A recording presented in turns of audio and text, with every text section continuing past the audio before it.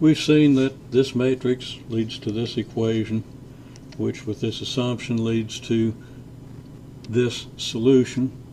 We have repeated eigenvalues, so that this eigenvalue leads to this solution. This eigenvalue, following the same procedure, would lead to the same solution, which is certainly, or at least a multiple of the same solution, certainly not going to be linearly independent. So we need to find a linearly independent solution. Trial solutions of the form y2 equal e to the 5t, which is our original 5 is our original eigenvalue. So there's our e to the lambda t times v, where v is to be determined. Turns out not to work. Multiplying this by t and hopefully finding a solution for v, that doesn't work either. You can work out some details and see why that doesn't work. But this motivates us to try this solution. Now there are other deeper level motivations for doing that, but let's just go with what we've got here. Okay, so that if y2 is this, we found that y2 prime is this expression, and of course that should equal a y2, which should then equal 5 times the y2 vector. Setting this matrix product equal to this vector, and doing a little bit of manipulation with the matrix product, specifically factoring out the constant functions and using the linearity of the matrix, this matrix product becomes t e to the 5t, bad marker, t e to the 5t times a v1 plus e to the 5t times a v2, and that should equal this y2 prime expression, which is e to the 5t times 1 plus 5t times v1. Got that arrow in the wrong place. And I got the parentheses in the wrong place. I'll put another set of parentheses there. Plus 5e to the 5t v2. Now we have the e to the 5t common to every term, so we can simply write this dividing through by the e to the 5t, which is always non-zero, so that we can safely divide by it. We end up with the equation we see here. And now the multiples of t on both sides have to be equal, and the non-multiples of t have to be equal. T is variable, so that the TAV1 is going to have to equal the 5t v1 for all values of t. This gives us the solution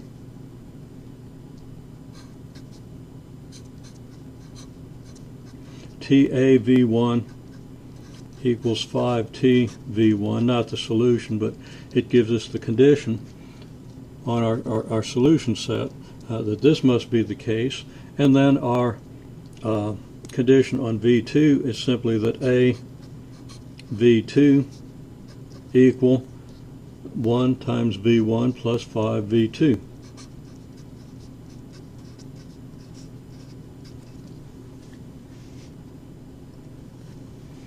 Dividing the sides of this equation by t, we end up with a v1 equals 5 v1, and a v2 minus 5 v2 equals v1. The second equation is going to give us a v1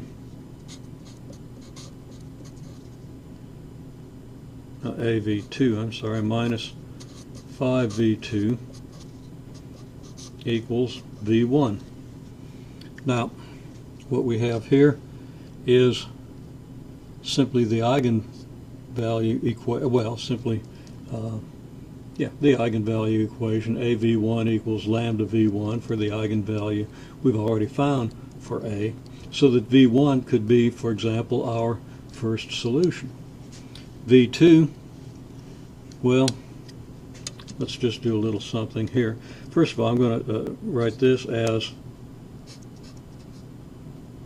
a minus 5I V1 equals 0. And we'll write this as a minus 5I V2 equals V1. Now, as I mentioned, we can easily find a solution. We've already got a solution that will work for V1. The question is, how do we solve this equation for V2? And that could lead to some problems because, of course, we know that the determinant of this matrix A minus 5I is non-zero. Is 0. That was the condition that led us to our eigenvalue 5. So that we can't invert this determinant, or we can't invert this matrix and multiply by V1 to get V2. It just isn't going to work. So our question becomes, how do we solve this if we can't invert this matrix? Turns out, in this case, that we'll be able to, fortunately. Again, V1 is just any solution to our original problem. Now we see that, remember that 1, negative 1 was the solution we originally found, the eigenvector for the equation A minus lambda I x equals 0 when lambda is equal to 5. We found that solution previously right here, obtaining this eigenvector. So we let V1 equal that eigenvector, and that's our solution to this first equation. The solution to the second equation, which is A minus 5I times V2 equals V1, becomes what? Well, A minus 5I, just as before, is the matrix negative 2, negative 2, let's see, it was 2, 2, right?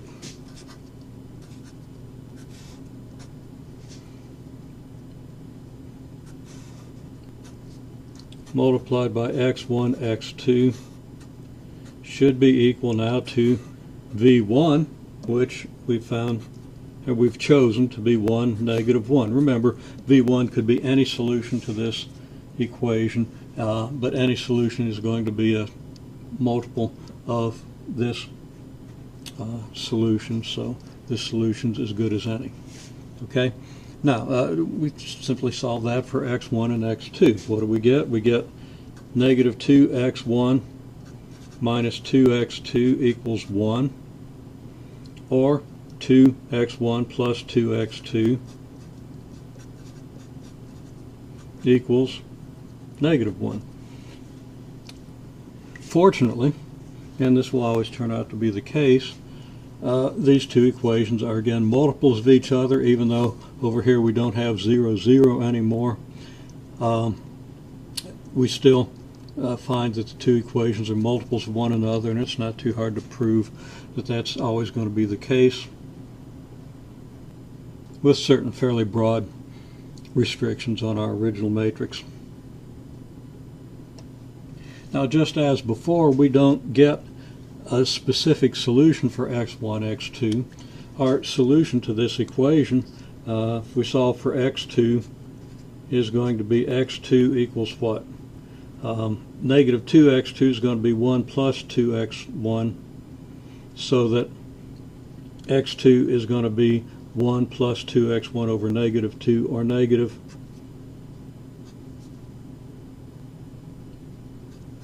1 plus 2x1 over 2, which is x1 minus 1/2.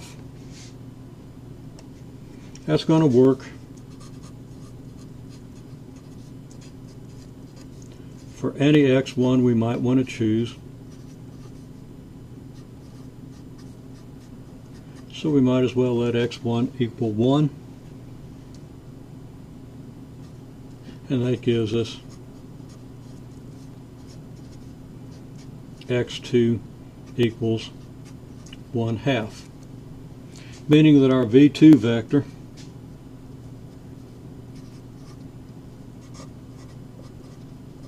is 1/1/2.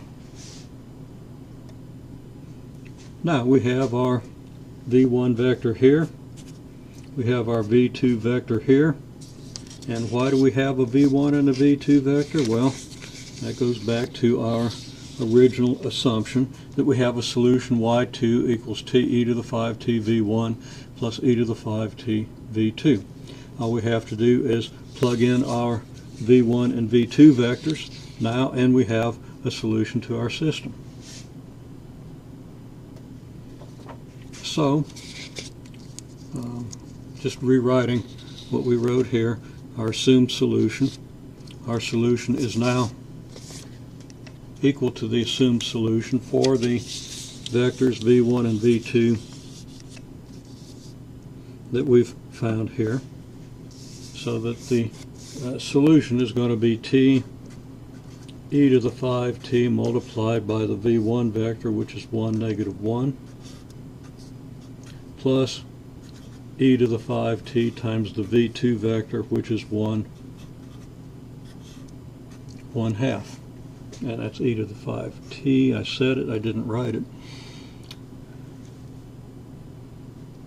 So finally, distributing and adding up, we get y2 is t e to the 5t plus e to the 5t and negative t e to the 5t plus 1/2 e to the 5t.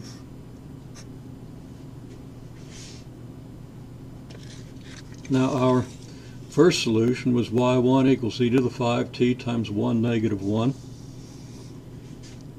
We now have a second solution, which we could write, if we wish, to factor out the e to the 5t as e to the 5t times t plus 1 excuse me, negative t plus 1/2. So that our solution set is our y1, which is e to the 5t times the vector 1, -1, and e to the 5t multiplied by the vector t plus 1, negative t plus 1/2.